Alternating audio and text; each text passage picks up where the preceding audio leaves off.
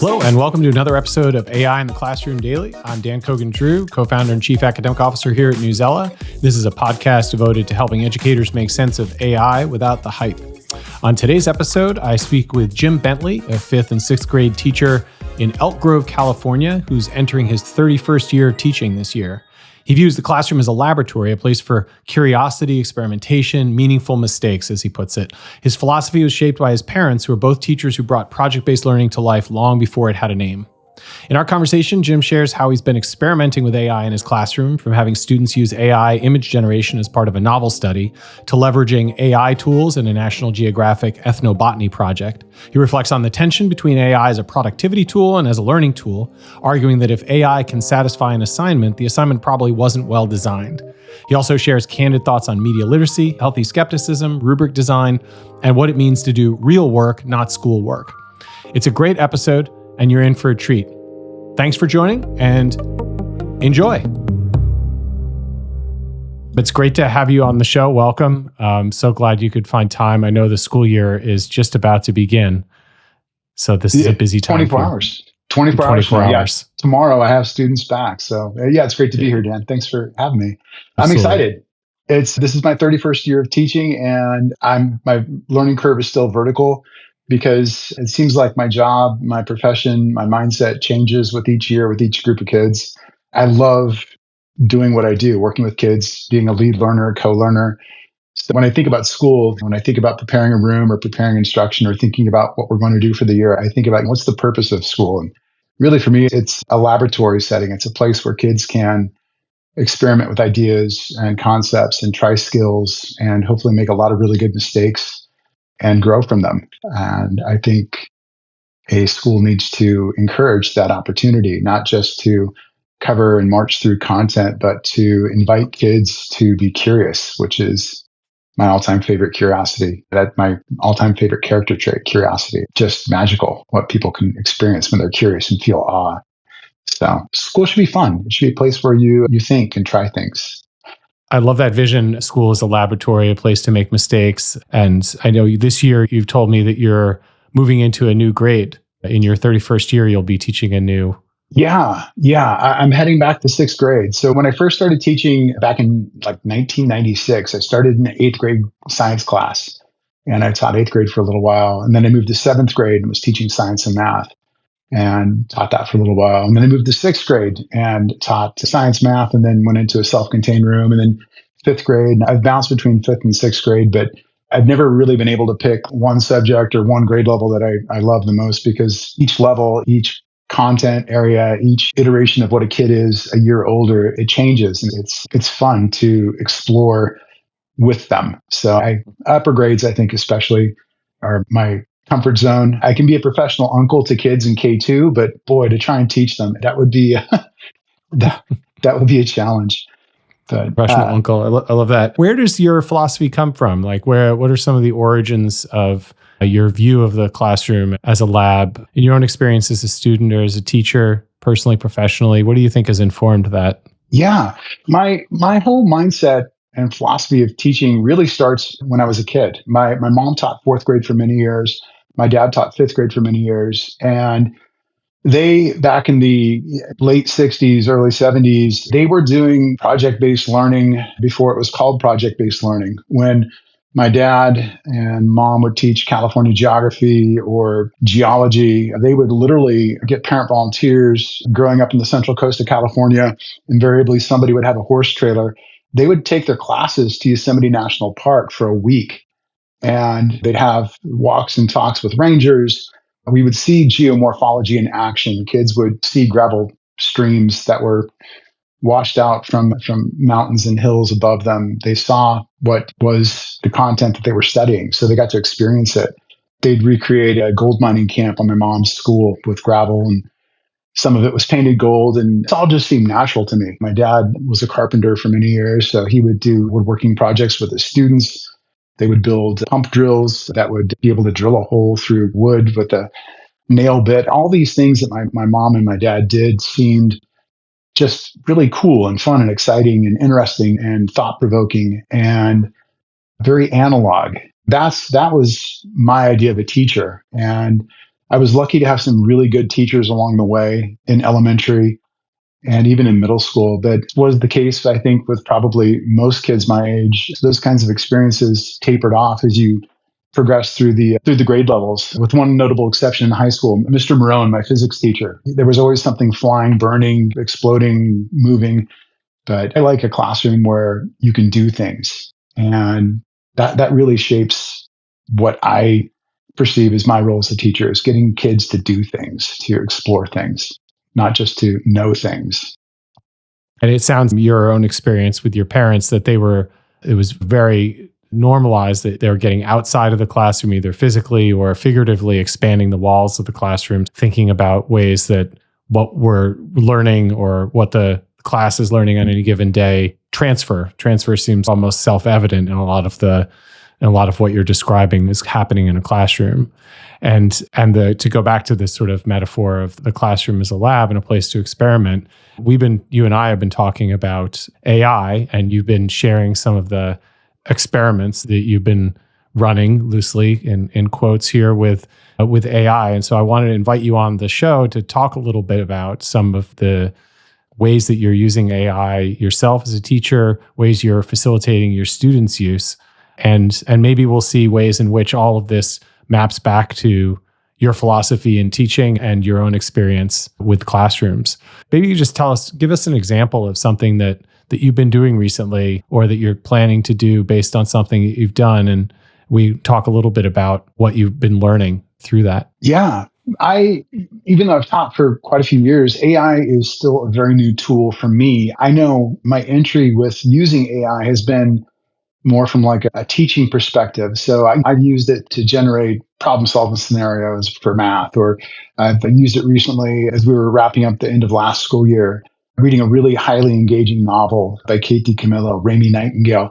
I wanted students to enjoy a really good story and to interact with the book, but I didn't want to do just your traditional novel study that you see so oftentimes done. One of the things I thought of as we're approaching the end of the year is, what can I get kids doing that's important, that's actually essential for them to know moving into sixth grade, moving on into other grade levels. And summary writing is one of those things it's not super sexy per se, but boy, is it an important skill. So I knew I wanted to get kids enjoying a story and working on summarizing. And we've played games over the years with summarizing in like a 3-sentence summary, a 5-sentence summary. And I decided I wanted to get students creating brief summaries for each chapter, working in teams.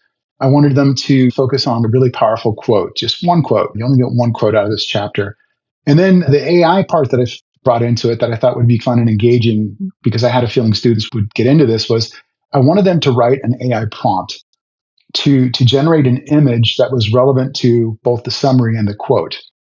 And it was such a cool experience because you'd have groups of 4 students working together. The summaries, they got really good with 3 to 8 sentence summaries. The quote, they were able to reach consensus. There were some debates, but ultimately the AI prompt, they think of a really powerful visual scene, they draft it. And at that point, they would meet with me and we would literally just copy paste into Gemini the prompt that they wrote. And the reaction that we would get when students would see that initial image pop up, it was like typically one of 3 scenarios. One being, that's not at all what we thought. 2, that's what we envisioned. And then 3, oh, that's actually really, that's really close. That's the picture that we had in our mind. Oftentimes, though, the picture was something was off, something wasn't quite right. So we'd go into really getting descriptive and rewriting that AI prompt and then regenerating it one more time. And it was neat because sometimes those images were pretty realistic. Sometimes the scales of things would not be quite right. We had a pony-sized basset hound in one of these images, and the kids were like, "Oh, leave that. That's great. That's hilarious. AI isn't as magical, or it can't do everything." But they also, too, had to think about, when they're generating a prompt, they had to think about tone. Gemini is super sensitive about putting minors into any sort of peril or jeopardy. So if you're a Louisiana elephant in a shopping cart that's rolling down the hill toward a pond, Gemini would quickly nix that and say, we cannot put a minor in a dangerous situation. So kids then had to think, how do we outsmart the AI tool to create this image that we want, but to make it in a non-threatening way? And they got quite skilled at that. Yeah, it's a very interesting conversation that you're facilitating with the AI there. And I wonder what are some of your observations about what students are learning through that process? I think the process of writing that prompt and then refining it helped them understand a little bit more deeply that just because you enter a prompt into a tool like that, it's not going to be foolproof. And they actually think a little bit more deeply about it, a little bit more critically about it, maybe even adding a little bit more skepticism. When you can GPT or Gemini or Google search with Chrome any kind of question and it just pops up pages and pages of text, in my experience, kids want to trust and believe that. And it's important that I think we push back a little bit and encourage them to have some healthy skepticism, to be able to question and to think on their own, if this is in fact factual, if it's reliable, if it's even accurate. There have been a few times where we've Googled or searched information using GPT on my own personal account, and we'll get information that is sometimes questionable. Media literacy, that lateral reading that can go into something. If I get a detail or a fact in one place, can I cross check and verify in a couple other places? I think it's a wonderful tool for starting an inquiry, or a wonderful tool for assisting in an inquiry, but it's definitely not an end. It's just a beginning. So it is a sense of being in conversation with the AI and seeing what it produces, but the conversation doesn't end there. That this is a sort of that remains unresolved. They're asking for images and they're not getting 100% of what they're asking for. It provokes a reaction, like you're saying, that the image is one of three kinds. It might be what they're looking for, but it's not. It's not a full. The conversations don't end resolved. This is like a work in progress where they're in this conversation with the AI, and it's giving them a perspective, but not the end result. Yeah, and I think too, I'm really curious to understand more and to explore more about how I can get students using AI in a way that's supplemental or augments their learning or refines it. I don't understand that yet. I've not seen materials aimed at teachers necessarily to help us understand how we can get students best using these kinds of tools. But I'm willing to try it. I know with the novel project that we did, this was not a full-fledged project-based learning experience. This was really a literary experience with a bit of exploration into AI. And it was fun and it was engaging and it was thought-provoking. It got students to use a tool, an AI tool that they hadn't used before. Fun anecdote too, we were actually able to compile all these images and summaries and quotes into a kind of a digital book, a Google Slides book. And going off on that, we thought, hey, what if we were able to send this to Kate DiCamillo and try to encourage her to option her book as a movie? In a way, really, those images were almost like a storyboard. And we were fortunate enough to get a quick response from her publisher, who said that they would forward the book and the letter from the email from the students to Kate's team. I think it was a day and a half, 2 days later, we got an email from Kate DiCamillo's assistant sending us a letter from Kate saying, hey, good news, the book has been optioned. We'll see what happens. And she even shared that they're turning that book into a musical. We used it to think, we used it to have some fun, to maybe voice an opinion to an author that we respected. But it's definitely not where I want to finish. I want to know how to do more with this. And I'm looking for ideas. Yeah, so I love that there's another example of going beyond the walls of the classroom and you're corresponding with the author themselves, which is like a pretty special experience for readers to have an opportunity to communicate with the author that wrote the text that they just read. What is your sensibility about the ways in which you wouldn't use AI or you wouldn't be comfortable with your students using AI? There's some obvious ones where they might just feed the assignment to the AI and generate the answer, but like where maybe some of the blurring lines there, or you're not quite sure? I think if a student can use an AI tool to generate a product to satisfy a requirement for a task, then I think the fault or the problem might be in the question or the task that was initially designed. As a project-based learning teacher, I get students doing activities and projects, building public products that make learning demonstrable, that make it discussable, that show it. And I think if a student can use an AI tool to show a constructed knowledge or understanding, then I probably didn't do a good enough job tailoring or designing that task in the first place. For example, if I want students to create a personal narrative that's for like a public showcase, like KQED has this Youth Media Challenge takeover. If I want to have a student create a personal narrative that's really informative or profound, and if they're using an AI tool to generate that, and if I believe what I see, then either the assessment of it or the design of it was all wrong. Um, I don't want AI to be a tool that can just complete a task. I think it needs to be a tool that assists or helps a student along with their task. And it reminds me back like when Wikipedia first started really coming onto the scene, it seemed like you had two camps. The whole camp in education that, oh, Wikipedia is evil and horrible and kids are just going to use this only. And then we've got other camps that are looking out. Maybe it's a good place to start with. Drop to the bottom, look at the links, start chasing those out, do that lateral reading, engage in those good media literacy practices. And I think AI can go that direction too. I think if it can generate a thing to satisfy a requirement, then the requirement probably wasn't well designed. But I don't see it as being evil. I think it could be a tool that could assist the student in finding information. We worked last year on an ethnobotany project with National Geographic. We worked with an explorer who's an ethnobotanist from Australia. And it was really interesting as we were looking for information about traditional ecological knowledge as it relates to plants. We were having a really hard time Googling and searching, and we started turning to AI tools to look for more information about what is this plant? How is it used traditionally? And ultimately, a lot of those AI prompts would generate information that summarized information that went back to books that were written in the 20s or the early 1900s.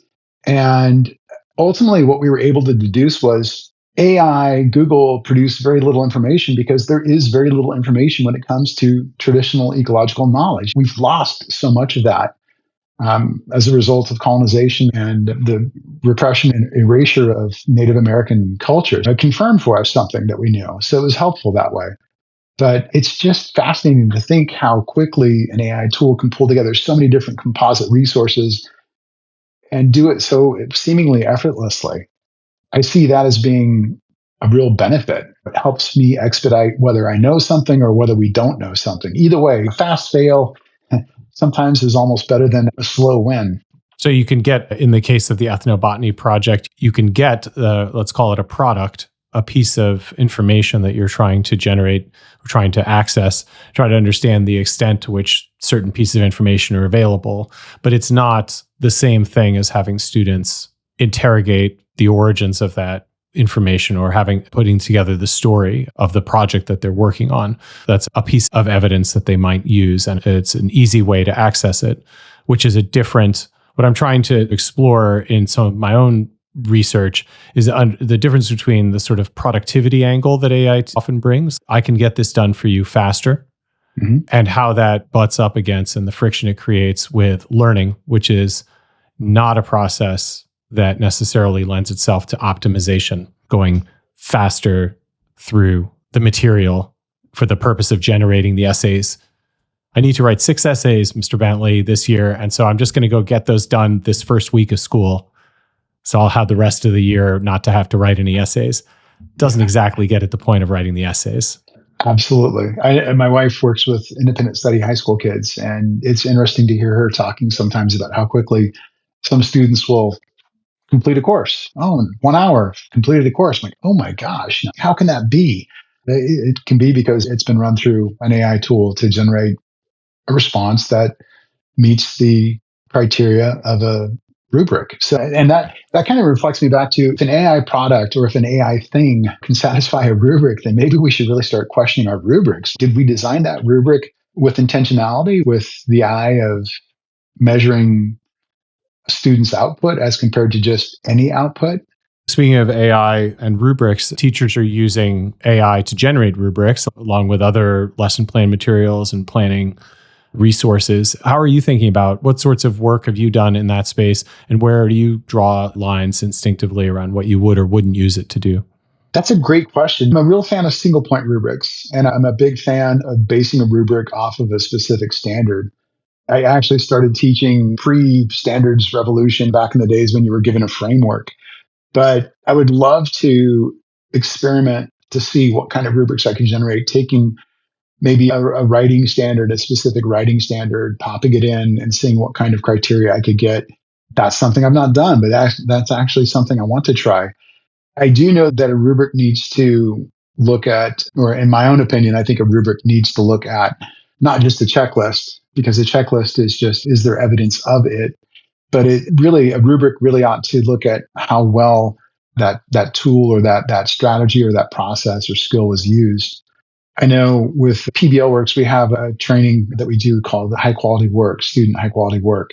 And there's two slides that I absolutely love. And one is the kitty carrier requirement project. So a kitty carrier project. If you've ever been in a plane, you see a person with a dog carrier, a cat carrier. So the first slide shows this really elegant carrier made out of cardboard, and it's got artistically cut windows, and there's a little cat inside there. And there's a checklist of things. It needs to be made from repurposed materials. It needs to have an opening that's adequate. It needs to be comfortable, windows to see outside. So the checklist is there, and you see this cardboard kitty carrier. And then the second slide is the same checklist, and then it's a cat sitting in just an open cardboard box. And when you look at that checklist and then you look at that open box, you realize, oh, every criteria on this checklist can be met by an open cardboard box. So what does that tell me? It tells me the checklist is not an effective way to measure a tool. I need a rubric that actually looks at not just the things that it needs to have, but how effectively or how transformatively those things were used. So yeah, there's an aspect there of you have to apply, I was going to say, some creative thinking, some divergent thinking. You need to be able to transfer what the description of the project or the product is to how it's actually going to behave in the world. You have to imagine what that you might actually be able to create, just satisfying the requirements of that rubric. And I wonder, that strikes me as the kind of mistake that you could make with AI, where AI could give you something that sort of it checks all the boxes, it fits the description of exactly what you were asking for, but it's completely impractical in the real world. And I wonder, from your own experience using AI, or have you used AI in developing any of your materials, would you trust it, or what would you trust it to do as you're preparing lessons or projects for students? Have you relied on it in any way as part of lesson plan preparation, unit plan preparation? Yes, absolutely. With the ethnobotany project, for example, I was looking at, early on in the project, we were looking at the science of plants, the science of seeds and germination, the parts of seeds, the functions of seeds, and then the actual growth process by which they germinate and grow. So I was looking for some highly specific, very tailored text, and I was struggling a little bit. And a lot of what I found was incredibly scientific, way over the level of a fifth grade student. So I worked with GPT to prompt it into writing the story of a seed as personified, as told from the seed's perspective and talking about its parts. And it did a really good job. I'm not going to lie. It did a really good job of using similes and metaphors, which were two specific things I asked for, and tone and perspective.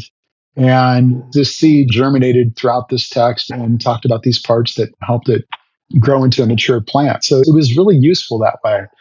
Also, I realized too that in terms of text complexity, it was by far a lower Lexile than what I would expect my students to read typically. So with training actually I've received this week, one of the things that we're looking at with text complexity is text shouldn't always be at, say, a student's instructional level. We should vary it. We should push them with some rigorous text. We should maybe give them some text that are instructional, maybe some text that's a little bit lower. So in that respect, I think it was a good product that was generated as part of a larger inquiry. But I also realized too that if I was maybe a less experienced teacher, I might rely on that solely and not really engage my students in using materials that were at their instructional or even a bit beyond their instructional level. I think it's helpful to start building resources, but I don't think it's an end per se. There's also, in what you're asking it to generate, there's an implicit requirement, I think, that we should name, is that you know what good looks like in the product that it's creating. You're just talking about whether you would want to use the level of the text at the level that it was generated with your students, but I think there's also the content, what it says in the first person about being a seed.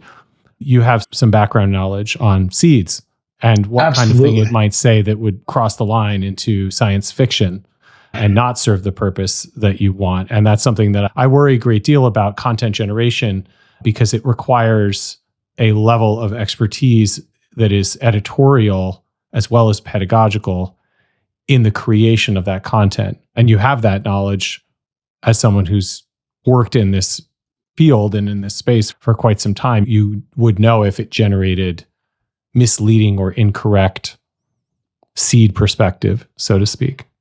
Yeah, which then also too was a red flag as to when I'm moving into something that I don't fully understand yet. I really do have to put in the time to do the reading, to do the understanding, to talk to the people, to understand what I'm actually trying to teach. I need to know at least a basic knowledge of what I'm trying to teach. And it takes time to do that.